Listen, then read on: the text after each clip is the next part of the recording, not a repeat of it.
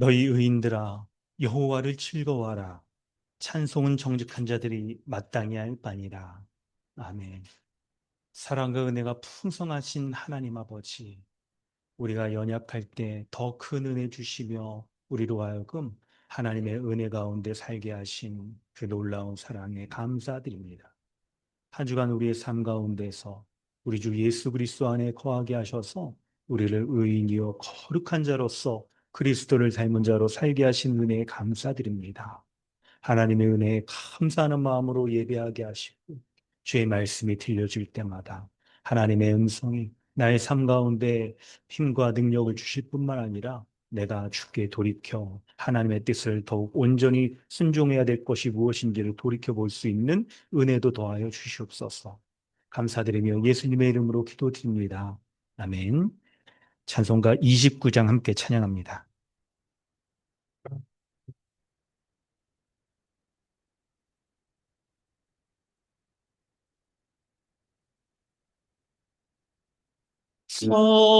성도여 다 함께 할렐루야 아멘. 주 찬양하여라 할렐루야 아멘. 주 보좌 앞에서 대가신 이들을 다 찬송하여라 할렐루야 아멘. 만물을 열어라 할렐루야 아멘. 온 아래를 열라 할렐루야 아멘. 인도자 되시며 진물가 되신 주 그 사랑 끝없다 할렐루야 아멘. 주 찬양하여라 할렐루야 아멘. 찬양은 끝없다 할렐루야. 거룩한 집에서 주를 존귀하며 늘 찬송 부르자 할렐루야 아멘. 아멘. 주보를 참고하셔서 사도신경으로 우리 신앙을 고백하고 주기도문으로 기도하겠습니다. 나는 전능하신 아버지 하나님 천지의 창조주를 믿습니다. 나는 그의 유일하신 아들 우리 주 예수 그리스도를 믿습니다. 그는 성령으로 잉태되어 동정녀 마리아에게서 나시고 본디오 빌라도에게 고난을 받아 십자가에 못 박혀 죽으시고 장사된 지 사흘 만에 죽은 자 가운데서 다시 살아나셨으며 하늘에 오르시어 전능하신 아버지 하나님 우편에 앉아 계시다가 거기로부터 살아있는 자와 죽은 자를 심판하러 오십니다.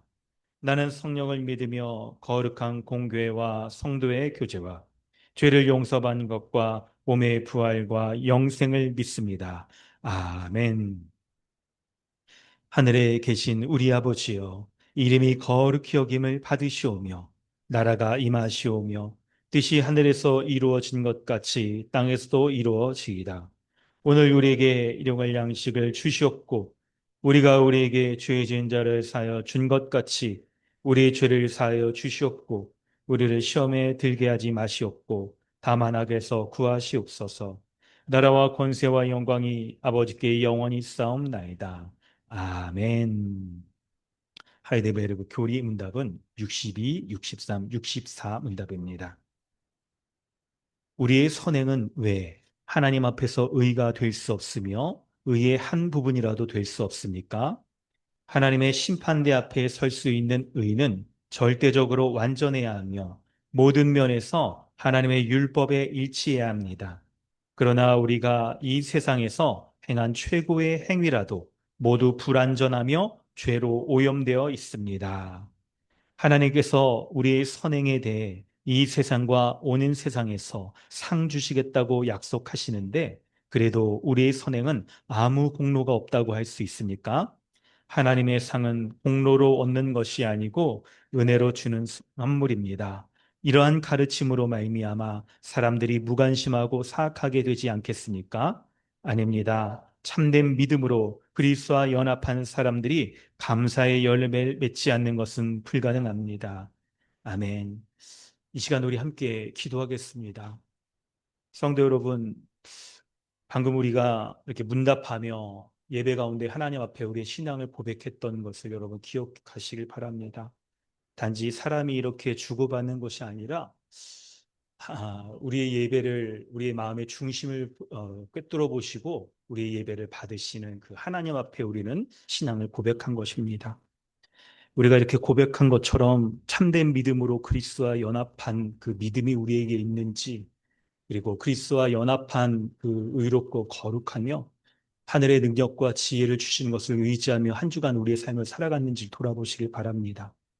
우리의 모습 가운데 우리가 믿는 그 믿음에 합당한 은혜가 우리 가운데 있는지를, 그걸 붙잡고 살아갔는지를 참으로 돌아보시길 바랍니다. 그리고 그런 의와 거룩의 열매들이 우리의 삶에서 드러나서 죄와 우리 힘써 싸워서 하나님의 거룩의 열매를 이뤄내고, 그리고 사단 마귀에 대해서 우리가 대적하며 저항하며, 그리고 그리스도의 십자가로 승리하는 삶을 살아갔는지를 돌아보길 원합니다. 혹이나 우리 믿음과 삶의 모습 가운데서 그에 합당하지 못한 모습들이 있었다면 이 시간 다시 한번 우리에게 믿음을 온전케 하여 주셔서 이미 그리스도를 믿고 그리스도와 연합한 우리를 온전히 이 시간 이 예배 가운데서 다시 그 은혜를 확인하며 다시 그 은혜를 누릴 수 있는 은혜 베풀어 달라고 기도하십시오. 한 주간 우리의 삶에 우리의 마음과 생각과 말과 태도와 또 우리의 표정을 통해서 하나님의 의에 거룩에 합당하지 못한 모습들이 있다면 거룩하신 하나님 앞에 이것이 큰 죄인 것을 우리가 고백하면서 그리스도의 의를 덧입어서 우리가 하나님의 의에 거룩에 합당하게 살아갈 수 있는 은혜 베풀어 달라고 그렇게 기도하려 합니다. 다 함께 기도하겠습니다. 하나님, 주님의 은혜 구합니다. 우리 주의 은혜 가운데 하나님께 서서 하나님의 은혜를 바라보지 못하고 살아갔던 모든 것들, 믿음이 없어, 믿음이 하나님 굳건하지 못하여서 하나님 그리스도 안에 그리스도와 연합하여서 온전케 하시는 그 은혜 붙잡고 살아가지 못하였던 모든 것들을 주여 불쌍히 여겨 주시옵소서. 은혜 베풀어 주셔서 살아계신 하나님의 말씀으로 오늘도 그리스도 믿음으로 그리스도와 연합하여서 그리스도께서 나의 모든 죄를 위하여 십자가에 죽으셨을 뿐 아니라 나의 의와 거룩이 되셔서 그리스도의 모든 것을 나에게 허락하여 주시고 은혜 베풀어 주신 것을 의지하며 살아갈 수 있도록 주여 함께하여 주시옵소서. 한 주간 나의 삶을 돌아 하나님 그리스도의 거룩의 은혜를 온전히 맺지 못하였던 것들 많이 있습니다. 사람들은 알지 못하는 나의 마음속에 있는 하나님, 내 말로 이렇게 범죄하였던 모든 것들을 주여 부끄럽게 주여 불쌍히 여겨주시고 용서하여 주시옵소서. 그리스도의 은혜에 하나님 붙잡고 주 앞에 나아가오니 하나님이 함께하여 주셔서 설 수 있도록 도와주시옵소서. 주의 은혜를 구합니다. 주님 함께하여 주시고 인도하여 주시옵소서.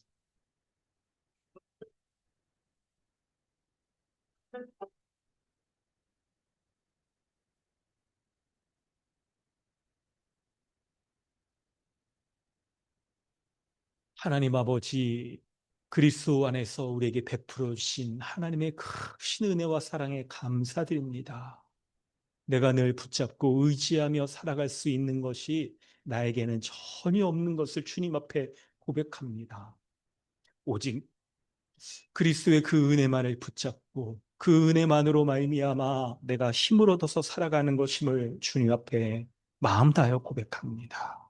주님 인도하여 주셔서 하나님 십자가로 말미암아 우리에게 베풀어 주신 하나님의 공의와 사랑의 은혜, 의와 거룩의 은혜, 하늘의 지혜와 능력을 베풀어 주신 하나님, 과거뿐만 아니라 현재와 미래의 모든 삶 가운데에서 하나님 나라의 자녀의 약속받은 모든 은혜들을 내게 베풀어 주셔서 그리스도 안에서 하나님을 아버지라 부르며 자녀로 누리는 은혜의 복락들 결코 취소되지 않고 어느 것도 빼앗을 수 없는 그 은혜 붙잡고 살아가는 우리 모두가 되게 하여 주시옵소서. 오늘도 말씀 주실 것 사모합니다. 주여. 하늘의 양식으로 목마르며 배고프지 아니하도록 주님 먹여 주시옵소서. 그리하여서 하나님의 은혜로 말미암아 배부르고 하나님의 은혜로 말미암아 힘을 얻어서 힘껏 살아갈 수 있는 은혜 베풀어 주시옵소서. 감사드리며 예수님의 이름으로 기도드립니다. 아멘. 찬송가 86장 찬양한 후에 서정길 형제님 기도 인도해 주십니다.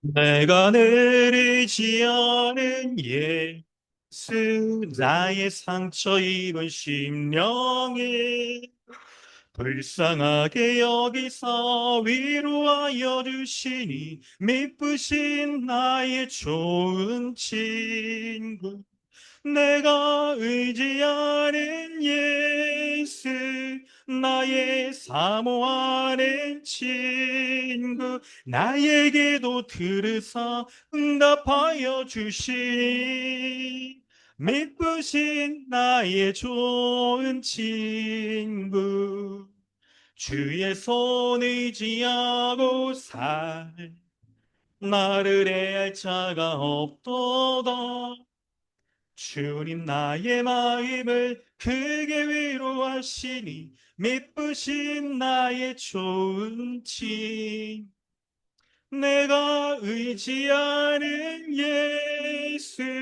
나의 사모하는 친구 나에게도 들으사 응답하여 주시니 미쁘신 나의 좋은 친구 내가 요단강 건너가며 마음이 두려워서 떨 때도 주가 인도하시니 어찌 두려워 미쁘신 나의 좋은 친 내가 의지하는 예수 나의 사모하는 친구 나에게도 들으사 응답하여 주시니 미쁘신 나의 좋은 친구 이후 천국에 올라가서 모든 성도들과 다 함께 우리들을 구하신 주를 찬양하리라 미쁘신 나의 좋은 친구 내가 의지하는 예수 나의 사모하는 친구 나의 기도 들으사 응답하여 주시니 미쁘신 나의 좋은 친구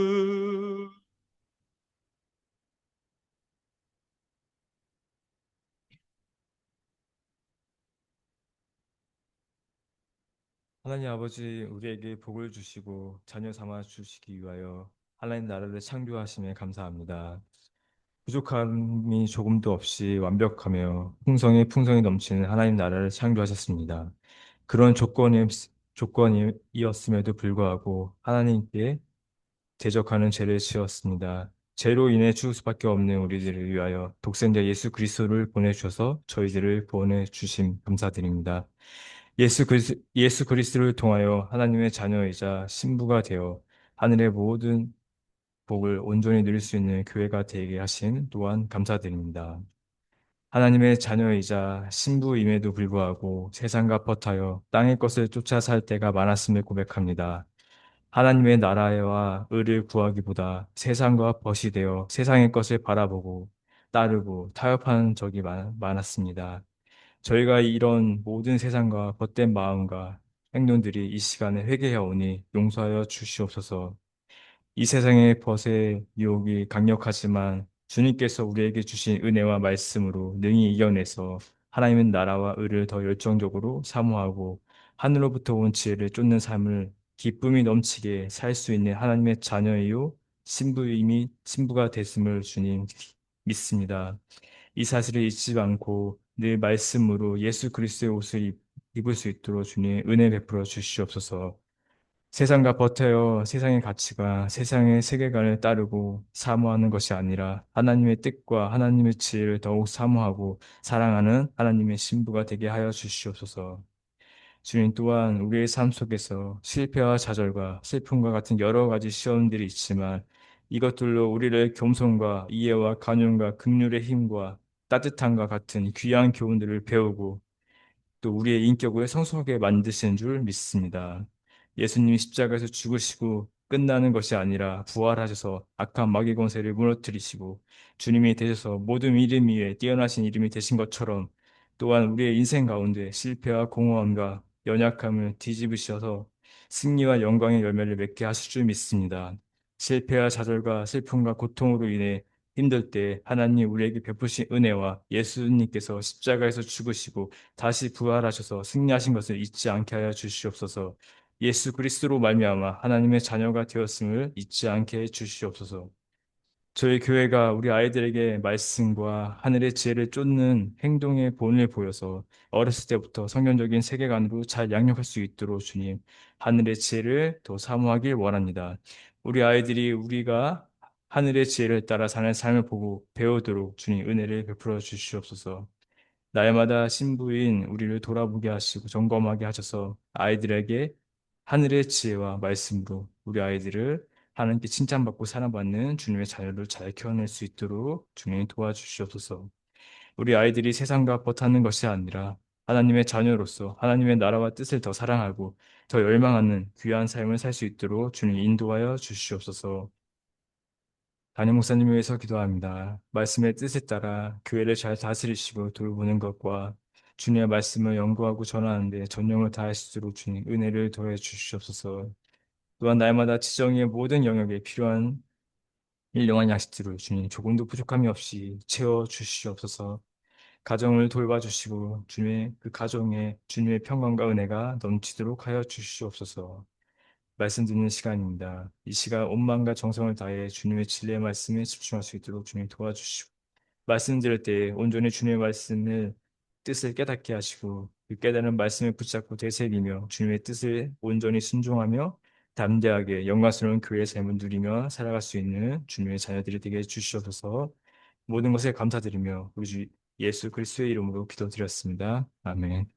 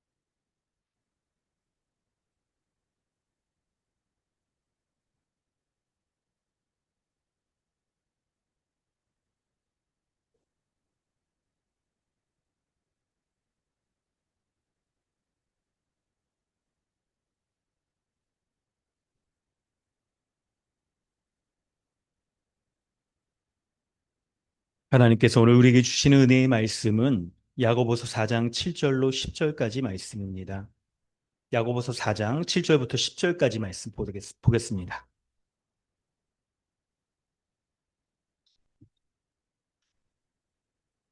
한 목소리 읽겠습니다. 그런즉 너희는 하나님께 복종할지어다. 마귀를 대적하라. 그리하면 너희를 피하리라. 하나님을 가까이 하라. 그리하면 너희를 가까이 하시리라. 죄인들아 손을 깨끗이 하라. 두 마음을 품은 자들아 마음을 성결하게 하라. 슬퍼하며 애통하며 울지어다. 너희 웃음을 애통으로 너희 즐거움을 근심으로 바꿀지어다. 주 앞에서 낮추라. 그리하면 주께서 너희를 높이시리라. 아멘. 할렐루야. 오늘도 은혜를 사모해서 나오신 모든 분들 환영합니다. 우리 서로 인사하겠습니다. 안녕하세요. 반갑습니다. 한 주 동안 평안하셨나요? 네, 별일 없으셨어요? 네, 좋습니다. 우리 아이들도, 아이고, 네, 반갑습니다. 네. 오늘 우리 함께 말씀 나누려고 합니다. 오늘 우리가 야고보서 4장 7절 이하의 말씀을 보는데요. 7절 말씀이 시작할 때 그런즉이라고 이렇게 얘기를 하고 있어요. 그런즉이라는 접속사는 여러분 앞의 내용과 연결되는 내용이잖아요. 그럴 때 여러분 어떤 내용이 1절부터 6절 말씀을 이렇게 탁 볼 때 혹시 여러분 어떤 한 요 문장이 여러분 탁 연결된다라고 좀 보이지 않으세요? 어떤 게 연결될까요? 1절부터 6절의 내용이 많습니다. 어떤 게 연결될까요? 이게 여러분 좀 마음에 이렇게 좀 뭔가 팍 꽂히는 그런 거 없으세요? 어떤 게 있을까요? 바로 6절에 사실 뭐 가까운 근접 문맥이 연결된 경우가 많아요. 그럴 때 6절인데요. 그러나 더욱 큰 은혜를 주신다. 그렇기 때문에 그런즉 너희는 이렇게 해라. 라고 본문이 얘기를 하고 있는 거예요. 그러나 더욱 큰 은혜를 주신다는 이 말씀을 붙잡고 여러분 한 주 동안 좀 잘 살아가셨는지를 여러분 좀 돌아보면서 우리 하나님의 은혜 우리에게 받기를 원합니다. 그러나 더욱 큰 은혜를 주신다. 역접적 속사로 돼 있으니까 하나님이 은혜 주시는 것과 좀 상반되게 우리의 한 주간의 삶이 은혜에서 좀 벗어난 삶을 살았다는 거겠죠. 여러분 한 주간의 모습을 보면 이렇게 우리의 마음에 소원은 있지만 우리가 소원하는 것만큼 하나님의 은혜를 구하고 쫓고 그리고 말씀을 보면서 말씀에 순종하며 살아갔는지를 우리가 돌아봐야 되는데 우리가 일상생활을 살다 보면 꼭 이 마음에 원은 있어도 그렇게 못하는 경우가 꽤 있어요.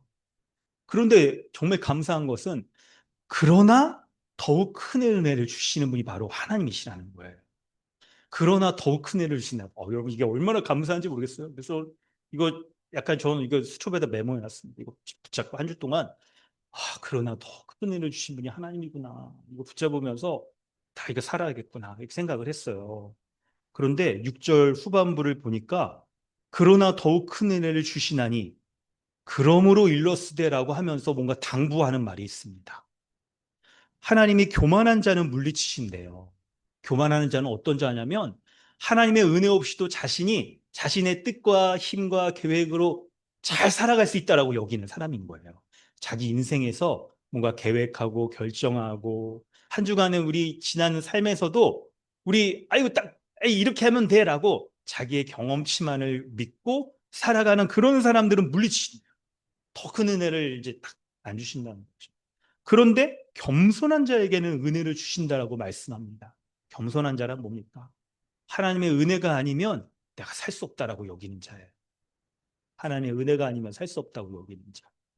실수하고 연약하고 말씀 딱 내가 붙잡고 살아가려고 하지만 실제 삶에서 어찌 그리 이게 화도 내기도 하고 말도 다 이렇게 독한 말을 하기도 하고 또 세상과 벗하면서 그렇게 살아가기도 하고 그런에도 불구하고 하나님의 은혜 가운데 다시 나아가서 주님 은혜 베풀어 주시옵소서라고 겸손하게 낮추는 자.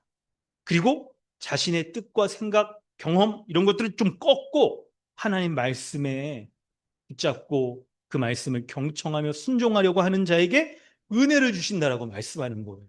요게 이어지는 거예요. 요게. 어떠세요, 여러분? 이 말씀을 붙잡고 살아갈 때 한 주간 여러분 이렇게 그러나 더욱 큰 은혜를 주신다는 말씀 붙잡고 잘 살아가셨습니까? 네, 한 주간 저도 이렇게 설교를 시작해야 되는데 서론이 좀 긴 이유가 아유 참 아침에 제가 요로결 속으로 좀 아팠습니다. 힘이 없죠, 좀 이렇게.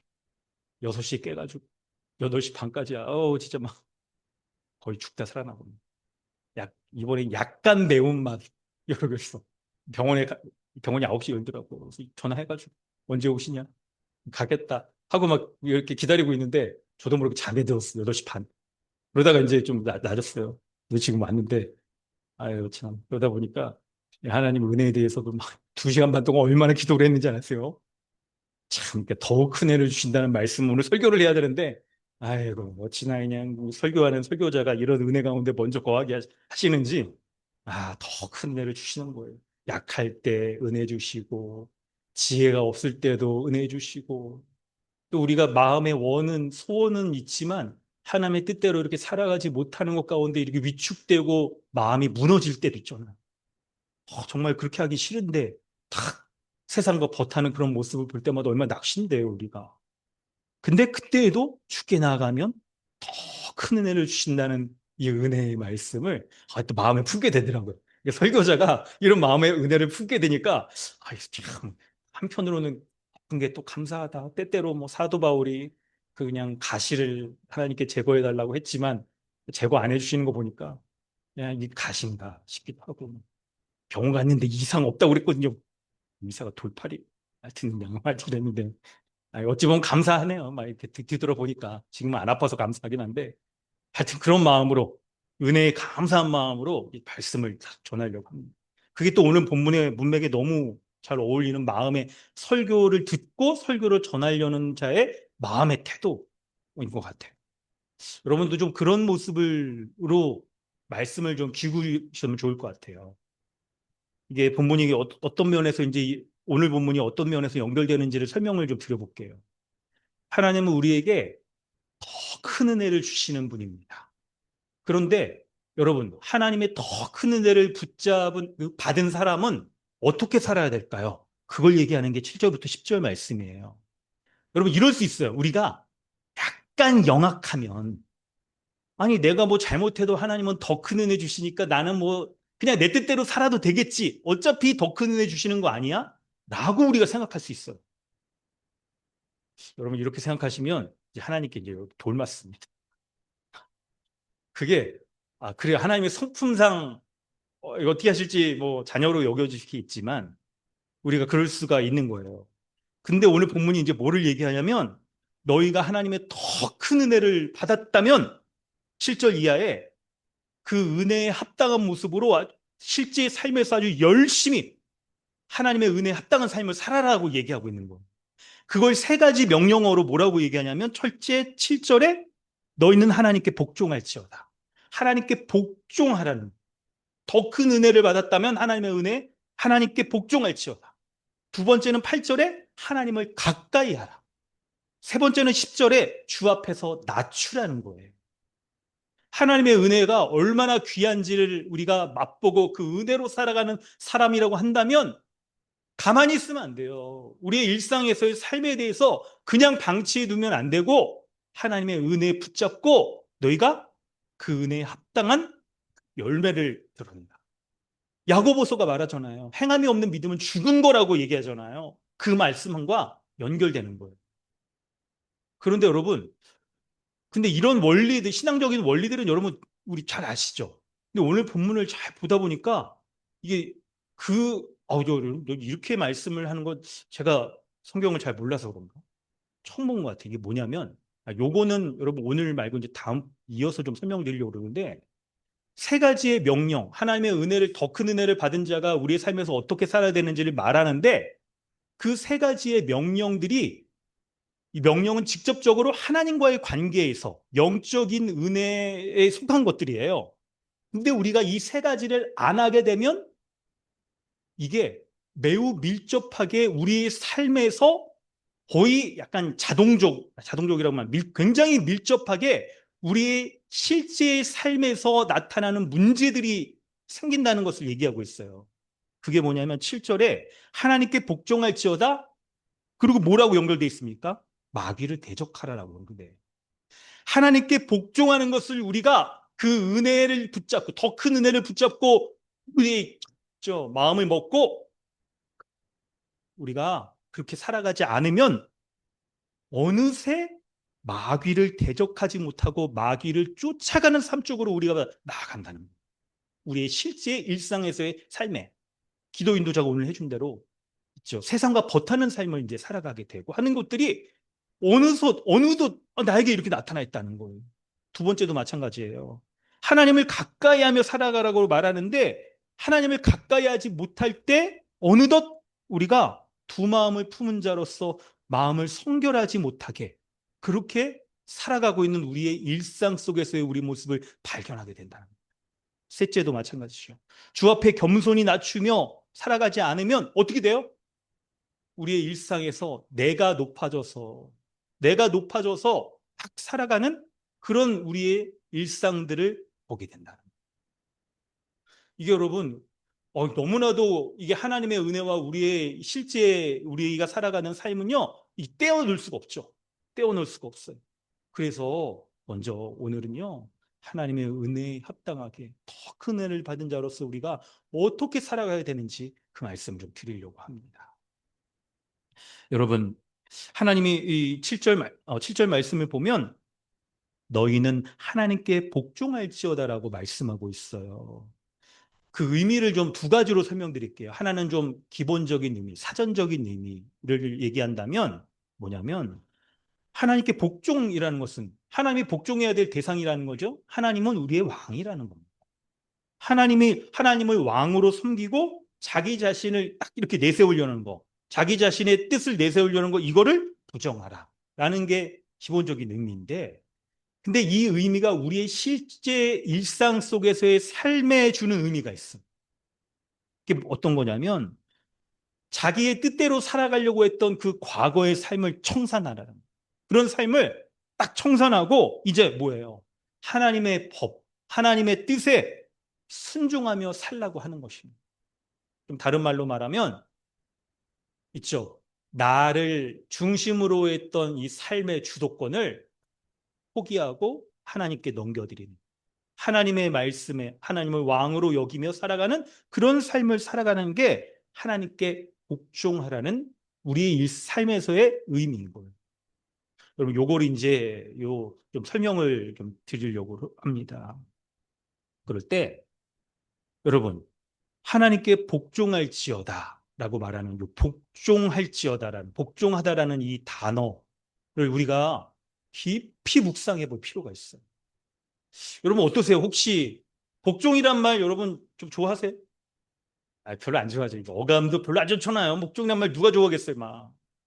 또 이 형제들은, 아니 형제라고 그러면 약간 남녀, 뭐 자매들도 요즘 군대 많이 가니까 군대 가면 막 여러분 하기 싫어도 막 해야 되고, 막 계급 때문에 해야 되고, 명령 때문에 아니 막 해야 되고, 그런 일 많이 있잖아요. 하면 막 해야 돼요. 막 여러 가지 한 10계명에 막 그냥 계속하는 그런 일들도 막 해야 되고, 막 그런 일들이 있습니다. 왜 그래요? 복종 때문에 그런 거죠. 이제 복종이란 말이 어감이 우리에게 썩 좋진 않아요. 왜냐하면 우리가 다 자기 뜻이 있잖아요. 자기 생각이 있고 그렇습니다. 근데 내 생각을 딱 꺾고, 아니 있죠, 다른 사람 있죠, 말을 딱 듣고 살아가는 거를 좋아하는 사람은 별로 없을 겁니다. 정말 있죠, 하나님의 은혜 가운데 마음이 유순한 사람, 혹은 야고보서에서 말한 대로 온갖 시험이란 시험은 다 당하여서 정말 연단되어진 그런 사람이라면 유순해지는 그런 게 있죠. 하나님의 은혜죠. 근데 여러분 그런 사람 많지 않아요. 그래서 우리는 복종이라는 말을 딱 들을 때 아유 이거 뭐 자꾸 이 저항감들이 많이 생긴단 말이에요. 근데 여러분 이 참고 본문에 좀 적어놨어요. 한번 보실래요? 그런즉 너희는 하나님께 복종하라. 복종하라는 이 말이요, 소극적으로는 약자가 강자에게 복종하는 이런 개념이 여러분 있을 거라고 우리는 다 예상을 합니다. 그런데 이게 적극적으로 뭐를 얘기하냐면 이 명령에 대해서 우리가 딱 순종해야 되는 딱 이유가 어떤 게 있냐면 주인의 명령을 따르기 위해서 항상 대기하고 있는, 준비하고 있는 거예요. 그리고 신속하게 주인의 뜻을 수용하려고 하는 요 신하의 마음 자세를 갖는 것. 요게 복종하다라는 의미인 거예요. 아주 적극적인 의미. 그래서 프란시스 셰퍼라는 분이 능동적 수동성. 이런 많이 멋있죠? 능동적 수동성이라고 이렇게 얘기를 해요. 복종하다는 말이 우리의 정서상은 굉장히 이거 별로 안 좋아해. 근데 여러분, 신하의 마음을 우리가 딱 가지니, 하나님은 우리의 왕이시고 나는 주님의 종이다라는 딱 그 관계를 딱 인정하게 되면 적극적으로 왕의 주인의 명령에 순종하려고 하는 그 마음을 딱 우리가 갖게 되는 거예요. 근데 이런 적극적인 수동성 있잖아요. 이거를 왜 갖냐? 이게 더욱 큰 은혜를 받은 자의 합당한 마음이기 때문에 그런 거예요. 하나님이 우리의 기본적인 존재와 마음에 딱 있죠. 일차적인 마음은 하나님 앞에 나의 모든 것이 더욱 큰 은혜를 받아서 살아가는 자다. 그렇기 때문에 하나님이 말씀하시는 거, 그거에 복종하는 게 나에게 나를 온전케 하고, 나를 선한 길로 가게 하는 것이기 때문에 내가 주님의 뜻이라고 한다면 나의 정서에는 안 맞아. 내 생각에는 딱 부딪히는 게 있어도 그걸 꺾고 즉시 순종하려고 하는 그 마음을 갖는 거예요. 그 마음을 갖는 거예요. 이게 바로 여러분 더 큰 은혜를 받은 그 우리 그리스도 안에 있는 신자가 가져야 될 마음, 이 마음인 거예요. 여러분 이 마음을 갖기 원하시면 저처럼 요로결석 구하세요. 근데 각자의 연약함들 있잖아. 그걸 생각해 보세요. 막 허리 아파가지고 막 그러시는 분, 아니면 막 이렇게 막 있죠. 우리가 컨디션 나빠질 때마다 막 올라오는 막 그런 것들 가지고 있을 때 그거 생각해 보세요. 그런 거 주님이 이렇게 약간 만성 질환 계열의 거를 갖고 계신 분들 주님의 은혜입니다. 교만해지지 말라고 주님 붙잡고 살아가도, 약간 젊으신 분들 이거 무슨 말인가 모르실 거예요. 우리 막 약간 30대 초반 정도만 해도 잘 모르실 거예요. 네, 약간 이제 몸에 중년, 성인병, 노안, 막 이런 거 이제 막, 국가에서 이제 막 이렇게 무료로 막 그런 검사하라고 날라오시는 분들은 그냥 이게 잘 아실 겁니다. 우리에게 하나님이 주의 마음이 가난해져서 주의 은혜를 구하며 살아가도록 하는 그런 하나님의 은혜가 있는 거죠. 자, 이제 다시 좀 돌아와 설명을 해보면, 여러분, 근데 있잖아요. 어, 아, 방금 요거 하나만 더 설명하고요. 우리가 능동적인 수동성을 가지고 하나님께 복종해야 되는 그 이유를 한 가지는 말씀드렸잖아요. 바로 그게 더 큰 애를 사모하는 자의 모습인 거죠. 하나님이 우리로 하여금 우리가 세상과 벗하고 연약하고 실수하고 넘어질 때 그때 더 큰 은혜를, 그러나 더 큰 은혜를 주시기 때문에 만약에 우리가 지금 하나님의 말씀이 우리의 마음에 딱 걸리는 부분이 있어도 내가 복종한다 라고 하면 그런 위험과 어려움 맛보지 않아도 될 거예요. 그렇기 때문에 더 큰 은혜를 받은 사람은요, 하나님의 뜻이라고 한다면 내 생각을 좀 버려놓고 복종하겠다, 그 마음을 갖는 거예요.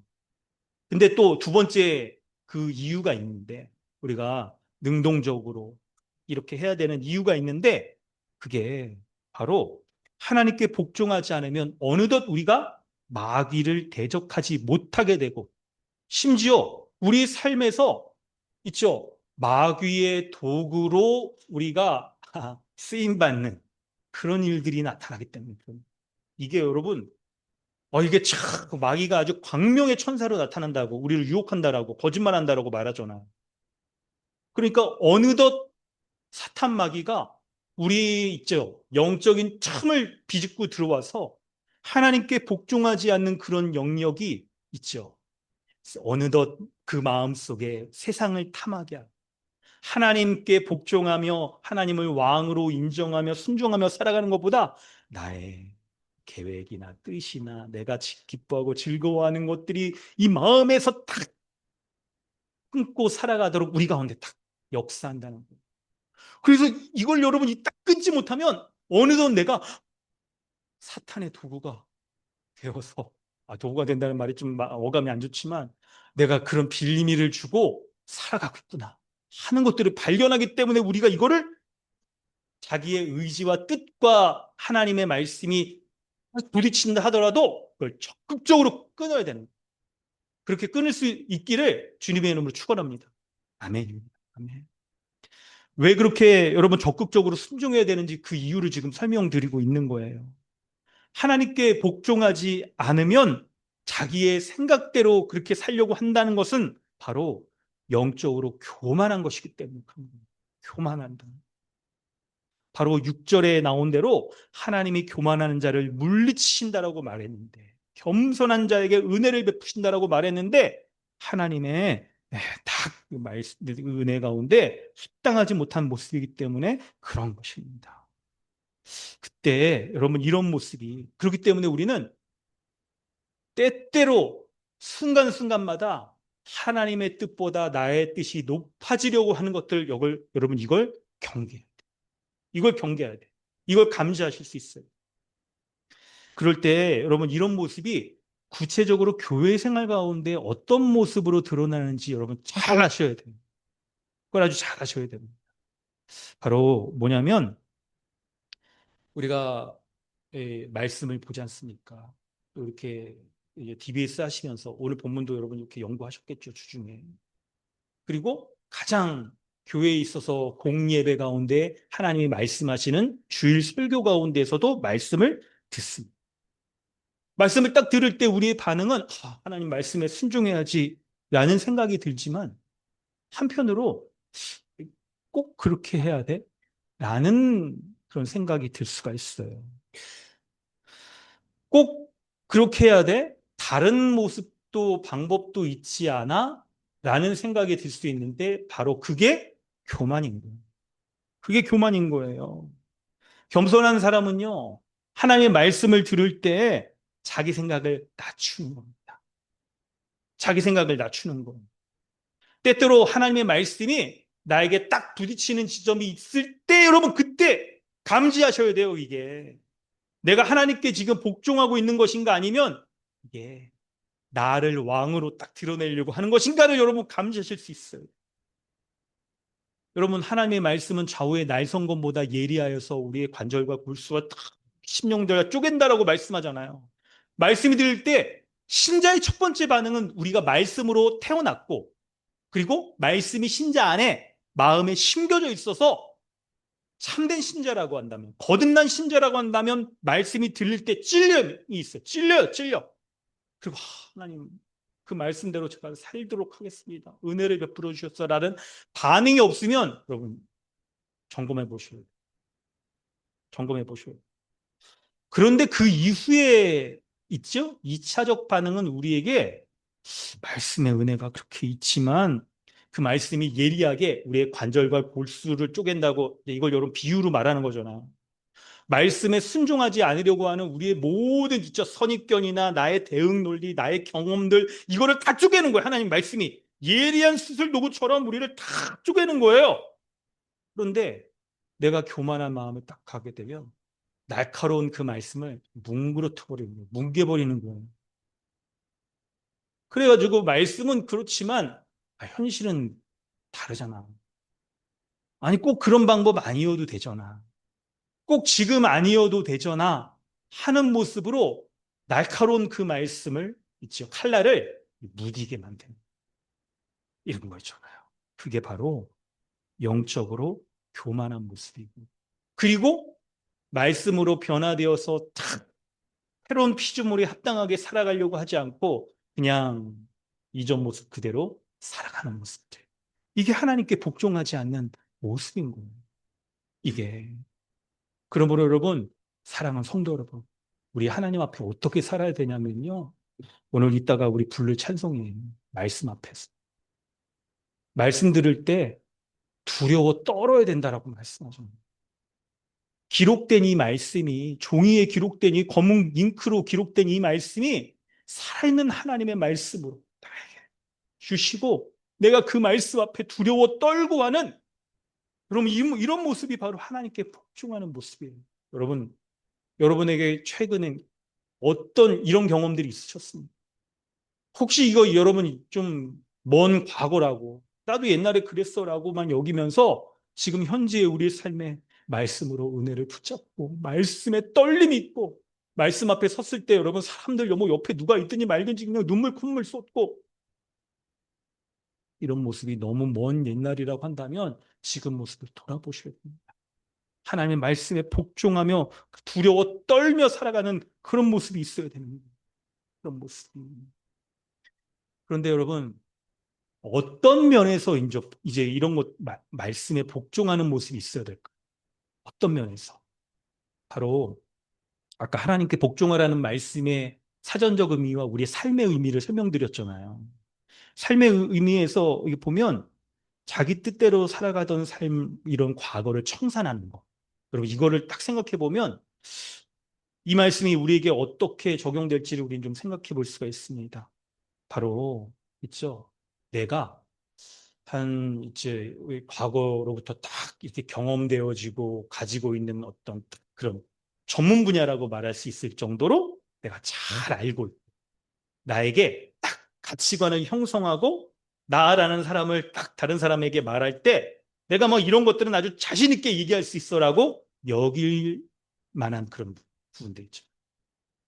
나에게 나의 경험치가 쌓인, 나의 가치관을 형성하고 있는 것들조차도 우리가 꺾을 수 있어요. 내가 그것을 붙잡고 지금 인생이, 여러분 지금 한 30, 40? 그 정도 이렇게 살아오셨으니까. 한 이제 대부분 이제 한 20살 정도부터 우리가 자아 정체성을 가지고 이렇게 좀 많이 살고 그러잖아요. 그러니까 한 10년, 20년 이렇게 살아왔던 우리의 모습 가운데서 내가 고수하면서 지키고 내 이런 원리 원칙을 가지고 삶의 원칙을 가지고 살아왔던 그런 거 있잖아요. 그런 게 근데 하나님의 말씀에 복종하지 못하게 하고 교회로서 제대로 살지 못하게 하는 것이 있다면 바로 그 부분을 포기할 수 있어요. 바꿀 수 있어야 되는 거예요. 그럼 예를 들어서 한번 설명을 해보려고 합니다. 근데 저 뭐 이 말씀을 또 저 자신에게도 먼저 이렇게 다 돌이켜 보기도 하고 우리가 뭐 너무 생기면 이게 다뭐 달라도 사람 사는 거 다 비슷하잖아요. 그래서 여러분 누구 뭐 지금 얘기하는 걸 여러분 우리 공통적이라고 생각을 해보세요. 우리 신앙에 있어서 가장 이 하나님을 복종하지 못하게 하고 교회로서 살아가는 이 모습들을 좀 딱 멀리하게 하는, 열심을 내지 못하게 하는 것들이 많은 것들이 세상적인 삶에서 우리가 많이 시간을 두고 마음도 쏟고 하는 그런 영역이잖아요. 여러분 집에서 말고 가장 시간 많이 쏟는 곳이 어디 있어요? 회사죠, 회사. 회사에서 직장 생활하는 많이 쏟고 또 집에서도 막 마음 쏟고 그럴 때 누구를 제일 마음을 써주세요? 남편? 남편은 뭐 기본이니까 뭐 이렇게 하고 자식들이죠, 자식들. 그래서 막 애들이 막 아프고 막 그러면 막 부모가 막 밤새고서라도 돌보고 막 그러죠 뭐. 남편 아내는 뭐 우리 기본이니까 막 그런 거. 그래서 이제 직장이나 자식이나 또 이렇게 또 우리 이런 것들을 이제 생각을 해보는 거예요, 우리가 그럴 때. 말씀드리려는 요지는 지금부터 이제 말씀드릴 요지는 우리가 이 하나님과 이 세상, 교회 삶과 세상에서의 삶이 무게중심이 적절한지를 여러분 생각해 보시면 무게중심. 그러니까 우리가 여러분 이런 거예요. 오늘 말씀이 원리가 하나님께 복종하라, 마귀를 대적하라 하는 게 이게 아주 긴밀히 연결돼 있고 한쪽을 딱 무게중심을 가지고 딱 서 있지 못하면 이게 무게중심의 추가 한쪽으로 이렇게 딱 기우는 거예요. 자동적으로 거의 자동적으로. 나도 알지 못하게. 그래서 우리가 내가 지금 신앙적으로 괜찮은가 딱 이걸 살필 때 이 세상적인 그런 모습에 세상과 버타는 그런 모습에 지금 많이 빠져 있지는 않은가. 이걸 여러분 무게중심이 과연 괜찮은가 이런 걸 좀 생각해 보는 겁니다. 여러분 이렇게 한번 상상해 보시면 어떨까요? 직장을 지금 당장 그만두시면 어떻겠어요? 네, 여러분. 그리고 우리에게 이런 얘기를 딱 들으면 이게 무슨 말도 안 되는 소리야 라는 반응이 처음 이게 들잖아요, 우리에게 다 이게. 그러면서 막 당장 그럼 뭐 이번 달 뭐 이렇게 공과금 이게 내야 될 돈들이 막 교육비도 있고 이거 어떻게 하란 말이야. 그렇습니다, 여러분. 이게 바로 이게 우리가 이 세상을 살아가기 때문에 세상에서 갖는 방식으로 우리가 생각하는 판단의 지점인 거예요. 판단의 지점. 여러분, 이걸 딱 생각해 보면 이런 것들을 가지고 사탄 마귀가 우리에게 틈타 있는 모습은 무엇일까를 생각해 보셔야 돼요. 여러분, 사탄은 직장을 포기하게 만들면 우리의 인생이 망할 것처럼 생각하게 하는 공포심을 심어줘.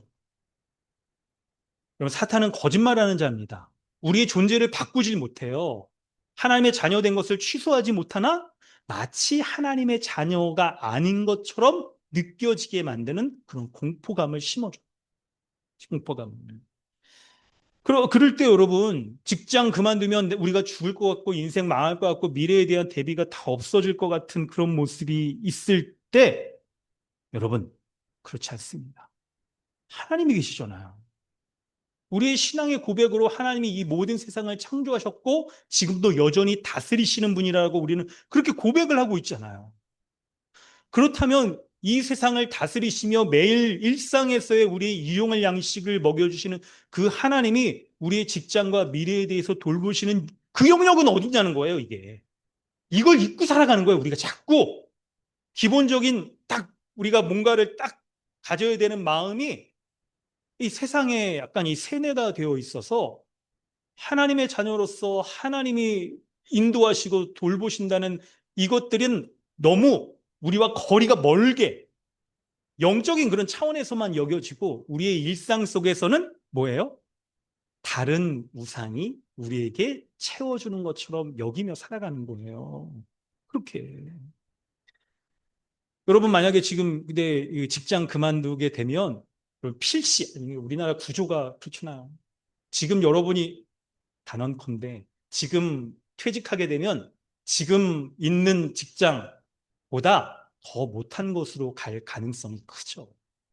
굉장히 여러분 이 스펙이나 아니면 이런 관리를 여러 가지 잘 해가지고 이직 준비 철저히 해가지고 그렇게 하지 않는 이상 더 좋은 곳으로 갈 만한 가능성은 적어요. 적어요. 그래서 이제 먹고 사는 것도 이제 좀 더 허리도 졸라매야 되고 이런 해야 되는데 근데 그거 반대로 한번 생각해 보세요. 그럼 우리가 지금 이게 직장 생활을 하고 그러면서 그렇죠? 우리의 신앙생활은 이렇게 제대로 잘 하고 있는지를 생각해 볼 때 우리의 인생의 삶에서의 있죠? 무게중심이 너무 한쪽에 많이 가 있어서 그냥 교회 생활은 그냥 일주일에 그냥 뭐 주일 예배랑 뭐 이렇게 정도로만 이렇게 딱 생각하고 나머지는 다 우리 이 세상적인 삶이라고 이렇게 딱 여기며 살아간다고 한다면 직장에서 우리가 있죠? 어떻게 해요? 월급이 줄어들고 이러면 우리의 인생이 그냥 더 고달퍼지고 그럴 거라고만 생각을 하는. 네. 그럼 그렇게 됐을 때 딱 모습을 딱 생각해 보면요. 여러분, 월급이 적으면 여러분 일을 덜 하셔도 돼요. 일을 덜 하시고 나머지 시간들을 잘 쓰실 수가 있어요. 나머지 시간들. 여러분, 주어진 시간이 더 생겨서 예, 있죠. 하나님의 말씀에 대해서 깊이 볼 수 있고 그동안 소홀히 했던 가정에서의 모습이나 지체들과의 관계에서의 모습에 있어서 내가 딱 사랑하는 지체들에게 마음에 원하는 대로 하고 싶었던 그런 모습들을 충분히 더 하실 수가 있게 되는 거예요.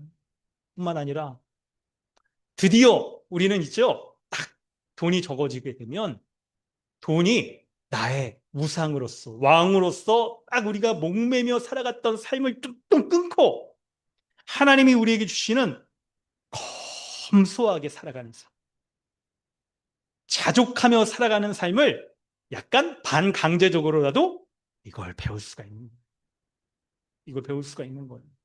근데 우리는 자족이라는 하나님이 우리에게 말씀하시는 돈의 원리에 있어서 아주 중요한 우리 신앙에서의 원리를 인생 안 될 때만 뭐 그렇게 하는 뭐 이게 차안이지 그게 최선이라고 여기질 않잖아요. 그러니까 이렇게 설명하는 것들을 너무 생경하다라고 여겨지는 다고 한다면 여러분 이제 무게 중심이 어디에 있나 생각을 좀 하셔야 돼요. 이걸 생각해 보셔야 돼요. 도리어 하나님은 있죠. 먹고 살만 하면 말씀에 빗대어서 이렇게 권면을 하면 먹고 살만 하면 더 큰 집을 짓지 말라고 그랬잖아요. 어디요? 그 마태복음 말씀에서 큰 창고 짓지 말라고 말씀하셨잖아요. 그러니까 지금 우리의 삶에서 먹고 살 만한 그 지점에서 더 삶을 세상적인 삶에 대해서 우리가 탁 있죠. 예, 이걸 쫓으려고 하는 것들을 멈추는 거예요. 멈추는. 그리고 자족하며 살아가라고 주님 말씀하신 걸 쫓으며 살아가려고 하는 거죠. 그걸 말씀하신 거를. 여러분, 근데 우리 마음의 뭐 한켠에 딱 이렇게 권면할 때 무슨 생각들을 많이 하시냐면, 하나님, 제가 밑에 1층에 여러분 로또 복권 보니까 그게 1등이 한 번 됐다던가? 하여튼 토요일 날 몇 시에 그 마감을 딱 하던데 그게 로또 토요일 날 하는 거 맞나요? 그 시간 전에 딱 끝나고 마감하더라고요. 때문에 사람들 엄청 많아요. 가보면 막. 근데 이제 이런 생각을 하는 거죠. 하나님, 이번에 로또만 되면 이거 그냥 아유, 주를 위해서 내가 뭐 이만큼 이렇게 하겠습니다. 그 헌금도 하고 이렇게 막 하겠습니다. 이런 마음을 먹으실 수도 있잖아요. 사실 저도 옛날에 그런 마음 먹으면서 몇장 로또는 아니고 옛날 주택복권? 하여튼 아주 오래전이죠. 막 사보게 됐는데. 이런 마음을 직장과 연결시켜서 딱 생각을 해보니까 이런 생각을 하는 거예요. 우리 생각에 직장에서 돈 더 많이 벌고 승진도 하고 아니면 더뭐 이직해서 더 나은 직장 이렇게 가오르면 하는 내가 주를 위해서 더 헌신해서 쓰겠습니다. 이런 마음을 가질 때 그게 진짜인지 아닌지를 하나님 앞에 내가 그냥 얻어내기 위한 건지 위장된 마음인지 딱 할 때 여러분 좋습니다. 우리 함께 그 사람을 위해서 그럼 기도할게요. 근데 지금보다 돈 더 많이 버는 거 있잖아요. 예를 들어 뭐 한 100만 원? 더 많이 버는 거 그 돈은 저한테 주세요. 제가 쓸게요. 제가 더 주를 위해서 쓸게요. 아니, 주를 위해서 쓰겠다고 한다면서 지금 뭐 이직하고 더 나은 직장 이렇게 하려고 할 때, 그거 진짜인지 아닌지 어떻게 알아? 그러니까 그 돈은 그냥 우리가 쓸게. 더 주를 위해서 쓸게. 내가 돈 많이 필요한 사람은 더 많이 알고 있어. 내가 써줄게. 이렇게 한다면 여러분 그렇게 하시겠어요? 만약에 생각해 보세요. 이거 정직하게. 약간 그러면 마음이 이게 별로 안 내키잖아요. 그러면 욕심인 거예요. 욕심. 그래서 여러분 이거 있잖아요. 정말로 지금 내 삶이 무게중심이 내가 하나님과 요 마귀와 무게중심이 세상과 무게중심이 적절히 잘 맞는지를 한번 돌아보셔야 돼요.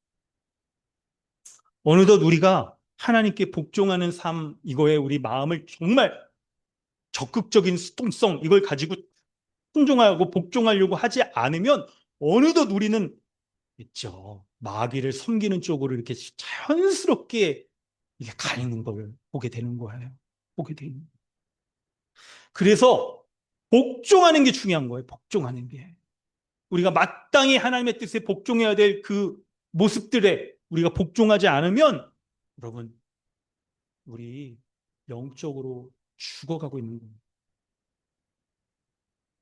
마귀를 대적하지 못하고 도리어 마귀의 도구가 되어서 우리가 살아가는 모습을 보게 되는 거예요. 그래서 여러분 어떻게 하셔야 되냐면 지금 현재 우리의 이 삶의 중심이 괜찮은지를 돌아보고 그리고 열심히 주께 복종하며 우리가 마땅히 우리의 일상에서 순종하며 행함을 보여야 될 영역에 대해서 행하셔야 돼요. 지금. 그걸 행해야 됩니다. 그럴 때 여러분 우리 말씀을 이렇게 보면서 교회적으로 좀 이렇게 권면을 좀 하려고 합니다. 여러분, 하나님의 이 복종해야 될 그 모습은 하나님의 말씀에 대해서 복종하는 것입니다. 그런데 교회에서는 여러분, 세운 목사와 장로를 통하여서 말씀의 다스림을 행하시잖아요. 그래서 여러분, 목사가 그냥 뭐 교회에 그냥 괜히 있는 게 아닙니다. 바로 교회 머리 대신 주님이 양들을 다스리시는데 그 대리하는 대리자로서 이 목사, 장로를 세우시는 거죠. 여러분 이게 우리가 여러분 속해 있는 이 교회들이 한국 교회가 다 그렇지는 않아요. 다 그렇진 않은데 일부 좀 이렇게 건강하지 않은 성경적이지 않은 이 교회들에서는 마치 교회가 월급을 주고 고용한 것이냐 그렇게 생각하는 경우가 꽤 있어요. 그래서 저도 교회 사역을 오래 했잖아요. 심지어 막 노골적으로 한국 교회가 80년대, 90년대 고도 성장기에는 세상과 같은 경영학적인 원리가 교회에서도 많이 들어와서 경영적인 마인드를 가지고 인풋을 하면 아웃풋이 나오는 거 아니냐, 성장을 하는 거 아니냐, 돈을 쏟아붓든지 사람을 갈아 넣든지 해가지고 하면 당연히 교회도 부흥하는 거 아니냐, 이렇게 이런 풍조들이 많이 지금도 이제 그런 교회들이 있기도 하고, 그럴 때 교회에 이렇게 딱 목회자들 부임해서 딱 들어가면 연말까지 몇 명 하셔야 됩니다. 부흥해야 됩니다. 이런 걸 노골적으로 얘기하는 교회들이 꽤 있어요. 아이고 참. 아니, 그때는 저도 이제 그런 것들을 많이 접하고 그래서 열심히 해야지. 열심히 하라는 소리도 그렇죠. 열심히 하라는 소리는 맞는데 이런 게 과연 괜찮은 건가? 이런 걸 하게 되는 거예요. 그리고 이제 그런 교회들은 교회에서의 이 모든 게 종교적인 서비스를 제공하는 것처럼 여겨요. 그러면 어디 가면 이제 요즘 이렇게 있죠. 이렇게 뭐 백화점이나 아니면 뭐 이렇게 마트나 이런 데 가더라도 얼마나 사람들에게 서비스를 잘 해주고 막 그러니까. 워낙 소비해야 될 곳들이 많다 보니까 퀄리티가 월등히 높든지 아니면 사람을 대하고 하는 서비스가 굉장히 좋든지 그렇게 여겨져야 되는 거잖아요. 교회가 그런 모습으로 바뀌어져요. 교회 오면 나를 즐겁게 하고 만족시킬 만한 그런 종교적인 서비스를 제공해 주는 것으로 많이 여긴단 말이에요. 여러분 생각해 보셔야 돼요. 이런 교회에 접하여서 신앙생활을 하고 그러고 있었다면 이런 것들이 우리에게 학습되어져 있을 가능성이 있죠. 그래서 목사도 설교를 하고 그럴 때 있죠. 그 디모데전서 말씀이 있잖아요. 사람들의 가려운 길을 긁어주는 내가 듣고 싶어하는 그런 말씀을 해주는 사람을 뽑는 거. 설교를 평가. 그런 걸로 이제 딱 고용을 하고 그런 것처럼 생각을 하는 거죠. 근데 여러분 그런 게 아닙니다. 목사는 하나님께서 교회에 주시는 은혜로운 선물이에요. 하나님의 말씀을 전하여서 그 말씀을 딱 있죠. 하나님의 뜻을 알려주고 말씀에 순종하고 복종하라고 주시는 하나님이 세우신 선물인 거예요. 그럼 물론 여러분 목사 말을 다 들어야 되는 건 아닙니다. 목사가 잘못 말하고 막 그럴 수도 있고 그럴 수도 있어요. 그런데 성경의 근거에서 옳은 것을 말한다고 한다면 들어야 되는 거죠. 게다가 우리 금요 모임 하면서 배웠잖아요. 성경 말씀 딱 나온 거, 명시적으로 나온 것을 가지고 하이데베르그 교리문답이나 벨직 신앙고백서가 신앙의 도리가 무엇인지 말씀의 근거에서 딱 확장된 것을 우리에게 알려주잖아요. 마찬가지로 교회의 목사와 장로, 리더, 지역 리더, DBS 리더들은 그런 말씀의 근거에서 있죠. 소그룹원들의 삶을 권면할 수 있어야 됩니다. 그런 것에 복종할 수 있어야 되는 거예요. 말하는 이제 리더는 설교자는 영적으로 깨어 있어야 되죠. 하나님 말씀 앞에 깨어 있어야 되고 정말 하나님의 사심 없이 하나님의 뜻을 전해야 되는 것이고 그리고 사심 있게 그때 그 사심이란 자기를 즐겁게 하려는 게 아니라 하나님이 딱 맡겨주신 양떼에 유익한 것이라면 권면할 수 있는 그 권면에 대해서 들어야 되는. 그래서 어떤 영역이겠습니까? 교회 안에 비진리가 찾아오면 그런 것들을 막 막아서야 되는 거예요.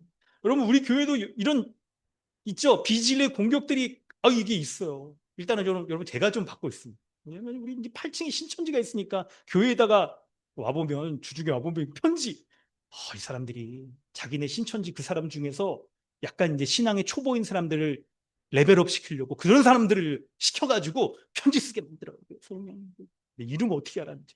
전화번호 어떻게 근데 전화번호 우리 적어놓은 거 없는데. 저를 그래서 어디 단체 카톡방에 초대를 자꾸 해. 그러면서 종말이 어째니 말고 어째. 그래서 들어보고 있어요. 무슨 얘기 하나 안 없어요. 거기서 안 나오고 들어보고 있어. 아이고 이런 것도 하고. 근데 이건 너무 노골적인데 말씀드리려는 것은 우리 안에 은밀하게 틈타고 있는 비진리의 모습들이 있을 수가 있는 거죠. 그런 것들을 분별하는 것을 하면서 권면할 때 들을 수 있어요. 근데 여러분 우리는 예수 믿으라고 하는 거 예수 믿지 마. 그러면 안 믿을 사람 우리에게 아무도 없습니다. 근데 세상과 버타는 게 뭐냐면 어떤 거였어요? 이스라엘 구약 지난번에 좀 말씀드렸죠. 구약 이스라엘 백성이 그들이 이 살아가는 이 하나님의 백성들이 삶 가운데 하나님을 버리고 우상을 섬긴 적은 단 한 번도 없어요. 하나님도 섬기고 우상도 섬기는 거죠. 플러스 알파. 이런 것들을 우리가 조심해야 되는 거예요. 우리의 일상의 삶에서 어느덧 마귀와 세상적인 삶의 원리들이 틈타 있는 것에 대해서 우리는 경계하며 그런 것들을 구별하고 그런 것에 대해서 권면해주고 그것이 우리의 삶에 있죠. 가치관을 형성하여서 뭔가 삶을 결정하려고 하는 것 그런 것들을 이게 조심해야 되는 거예요. 그걸 탁 막아서야 되는 거예요. 때로는 게으름과 나태함에 빠졌을 때도 권면해야 됩니다. 하나님의 말씀을 붙잡고 열심을 내어서 해야 되는 영역이 있습니다. 여러분, 그 영역 중에 하나가 우리 이제 금요 모임 종강했습니다. 감사하죠? 1년 동안 우리가 탁 했는데 너무 감사하죠. 마지막 20과의 말씀이 어떤 게 있었냐면요. 종말이 가까울 때 사람들의 특징이 모이기를 패한다는. 여러분, 이 말을 우리가 좀 잘 들어야겠습니다. 모이기를 패하는 것. 모임들을 없애고 없애는 것뿐만 아니라 모임의 강도가 현저히 낮아지게 되는 거죠. 여러분 정말 하나님께 복종하고 하나님께 가까이 하고 한다고 한다면 우리는 교회 안에 있는 신앙적인 모임에 대해서 애써서 참석하려고 하고 그리고 질적으로도 그 모임에 대한 수준을 높이려고 하게 될 거예요. 그런데 여러분 우리 지금 교회로서 잘 살고 있는지를 한번 좀 돌아보셔야 됩니다. 예배에 있어서 어떻습니까? 모이게 힘쓰십니까? 힘쓰고 계세요? 디베이스에서는 어떠세요? 오늘 주중에 성경 연구 열심히 하셨죠? 아니 DBS 리더만 열심히 하자고 매번 이렇게 본문 올리고 하는 거 말고 여러분도 DBS 탁 보면서 열심을 내어서 하셔야 돼요. 어느덧 우리가 이제 그런 것들에 DBS 좀 안 해오고 하는 모습이 우리에게 있다고 한다면 모이기를 피하고 있는 거예요. 종말이 가까워오는 그러니까 이 세상의 왕에 이 세상살이에 우리의 무게중심이 쫙 가 있어서 하나님의 것 별로 이게 여러분 이걸 버리진 않아요. 우리 중에 버릴 사람은 없어요. 근데 무게의 중심이 옮겨지고 있는 거예요. 모임이 있으나 약간 이제 느슨해지고 있죠? 퀄리티가 떨어지고 이런 거죠. 더 큰 은혜 주시는 그 은혜를 누리려고 사모하기보다 자 이제 그렇게 되는 거죠. 금요 모임 참석도 여러분 생각해 보세요. 등등의 여러 모임들, 지역 모임에 참석 있어도 여러분 지금 잘하고 계십니다. 또 한 명 한 명 상황과 형편들을 보면 아니, 그럴 만한 상황과 형편이란 거 여러분 누구 우리 정말 아니 인정합니다. 거짓말을 하는 게 아니라 아니, 저도 그랬고 우리 경험이 다 있고 그래서 아유 좀 시간 지나면 괜찮아질 거라고 우리 그렇게 다 생각을 하고 그래요. 근데 있잖아요, 여러분. 이게 뭐라고 못할 만한 그런 문제이고 상황이고 형편이긴 한데 이게 전반적인 그런 분위기로 가서는 안 되는 거예요. 그러면 어느덧 우리의 무게중심이 하나님께 가까이 가고 복종하는 쪽으로 나아가기보다 어느덧 지나 보니까 우리는 벌어져 있어.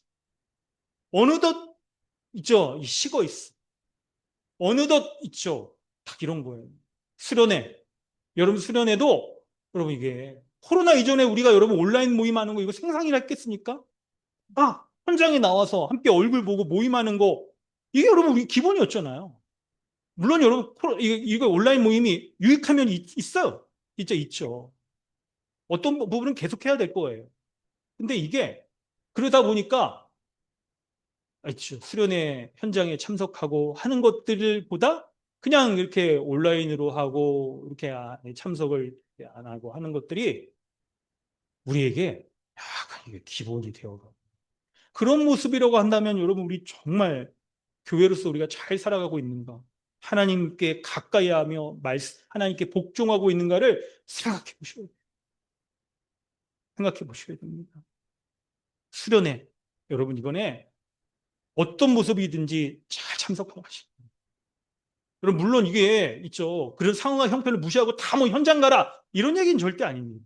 근데 생각해 봐야 될 게 있는 게 내가 해야 될 상황과 형편에서 이렇게 그런 모습이라고 할 때에도 차선이라고 하더라도 그 차선에서도 가장 마음을 들여서 하나님께 복종하고 하나님을 가까이 하는 것, 그게 중요한 거예요. 그게 중요한 거예요. 온라인으로 하더라도 GBS 은혜롭게 하고 하나님의 말씀의 은혜 잘 누릴 수 있어요. 그렇게 한다면 여러분 차선 가운데서도 잘 하시는 거예요. 하나님께 복종하고 가까이 하는 거 맞는 겁니다. 근데 그렇지 않고 우리가 있죠. 자꾸 있죠. 이런 것들을 우리가 당연시 여기고 그러다 보면 점점 무게중심이 멀어지고 우리 신앙이 교회다운 모습을 잃어버리게 되는 거예요. 그걸 얘기하는 거예요. 그래서 여러분, 우리 여름 사역을 위해서 기도하고, 왜 교회 봄, 여름, 가을, 겨울 하듯이 우리도 연초에 딱 은혜 받고 마음이 결단하고 하는 것도 좀 지나면 우리 딱 식잖아요. 잊어버리고 막 그러잖아요. 여름 수련을 통해서 우리 회복하고 하나님의 은혜를 구하는 거 아닙니까? 그래서 여러분, 여름 수련회 위해서 여러분 지금부터 함께 기도하면 어떨까요? 그 금요 모임은 이제 종강을 하고 금요 기도회 여러분 계속하면서 우리 기도 제목 지체를 위해서 우리 기도합시다 했을 때 다 하셨을 것 같아요. 근데 현장에 모여서 실제로 여러분 더 기도하고 우리 지체들의 관심과 도움과 하나님이 그 가운데 베풀어 주시는 은혜 우리가 맛보면서 함께 나아가는 거죠. 그래서 여러분 한 번 더 하나님께 복종하며 한 번 더 하나님께 가까이 하며 나아가고 하나님께 겸손히 순종하며 나아가는 이런 모습을 가져야 하는 것이고 이것을 실제의 삶에서 구체적인 행함으로 우리의 믿음이 옳다는 것을 증명하시길 주님의 이름으로 부탁드립니다. 이 시간 우리 여러분 함께 기도하겠습니다. 말씀을 좀 묵상하고 우리의 말씀 안에 머무를 수 있기를 바랍니다. 야고보서는 하늘의 지혜, 위로부터 오는 지혜를 가지고 살아갈 것을 우리에게 말씀합니다. 그런데 여러분, 위로부터 난 지혜로 사는 삶은요, 이 세상적인 기준으로는 굉장히 거치고 불편할 수가 있어요. 오늘 하나님께서는 이 본문을 통해서 그러나 더욱 큰 은혜를 주신다라고 말씀하고 있어요. 여러분, 그 전제가 뭐겠습니까? 말씀 가운데 우리 실생활 가운데 일상 가운데 말씀을 붙잡고 싸우려고 해야 그러나 더 큰 은혜를 주시죠. 실제 삶에서 내가 말씀에 순종하고 행함이 없는 모습이라고 한다면 여러분 그 이면에 자신이 왕이 되어서 하나님을 제껴놓고 그렇게 살아가고 있을 가능성이 큽니다. 어느덧 사단의 도구로서 우리가 다 이용당하며 살 가능성이 큰 거예요. 그러므로 오늘 말씀 붙잡고 하나님 실제 삶에서 내가 은혜 붙잡고 애쓰면서 그렇게 살아가겠습니다. 그렇게 마음을 먹으시길 바랍니다. 우리 삶에서 여러분 혀는 능히 길들일 사람이 없다라고 했잖아요. 이 고난의 문제, 낙심하고 실패하는 문제를 이 세상을 살아가는 동안 우리 끊어질 수 없을 거예요. 결코 그런 문제에서 벗어날 수 없을 겁니다. 그렇다고 포기하며 자기대로 살아가야 되나요? 그거 아니죠. 더욱 큰 은혜 주신다는 약속의 말씀 붙잡고 살아야죠. 그 싸움의 영역이 직장이든 가정이든 자녀이든 건강이든 그 문제를 핑계 삼아서 물러서면 안 됩니다. 그러면 마귀에게 지는 거예요. 마귀에 대적하십시오. 오히려 더 큰 은혜 주실 거 믿고 물러서지 않는 거죠. 이게 하나님을 우리 삶의 주인으로 여기며 주님의 말씀을 나의 뜻보다 더 우선시 여기며 하나님의 말씀, 하나님께 복종하는 그런 모습인 겁니다. 내가 내 삶에서 가장 잘한다라고 여기고 있는 나의 가치관과 삶의 중요한 우리의 원리들이라고 삼고 있는 그것조차도 바꾸실 수 있습니다. 그것이 마귀의 유혹을 막는 것이고 마귀를 대적하는 것이며 하나님께 복종하는 것임을 알고 여러분 이제 우리 함께 기도합시다. 하나님의 은혜 구하며